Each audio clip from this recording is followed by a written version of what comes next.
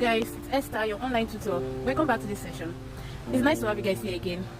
Sorry for the video quality, but I have to just make this video. So today we're going to be looking at, I'm a counselor, right? Yeah, a trained counselor.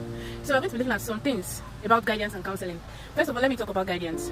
Guidance is directive and preventive. What do we mean? When somebody is seeking guidance, what is the person doing? The person is obviously seeking for direction or maybe prevention of something that is about to occur, right?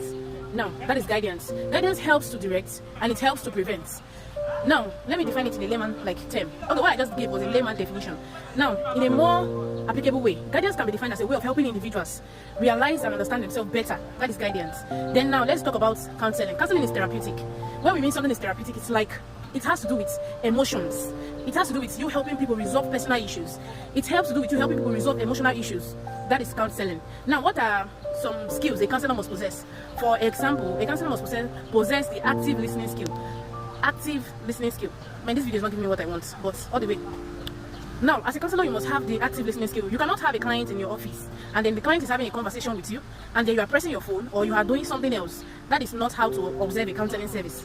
Now, that is the top skill every counselor must learn, or those that are still training, or you aspire to become a counselor very soon. Number one skill you must try to obtain is the active listening skill. You must make sure that you have a direct eye contact with your client. You must make sure that you listen attentively so that you will not miss any detail of what your client is saying. Because if you don't listen and the client is dropping some sensitive information, you will not be able to grab it as a counselor. At the end of the day, you end up giving the client wrong service. You end up offering service that is not even up to what the client expects. Now, another skill a counselor must possess, which is the top skill, is confidentiality. Yes, as a counselor, you must learn how to keep things confident. You must not be a parrot as a counselor. Anybody that talks too much, I'm not sure that person is fit for going to counseling or fit to go into counseling. Once you are not confident enough, or you cannot keep things secrets, you cannot handle sensitive information, it's better you don't go into counseling. Counseling has to do with people that can handle sensitive matters, can handle sensitive information, can handle many things. There are some you can handle information that even when it is scary, you comport yourself. As a counselor, you comport yourself. You be like, okay, even when the information is scaring you, okay, let me give you a life experience, my own self.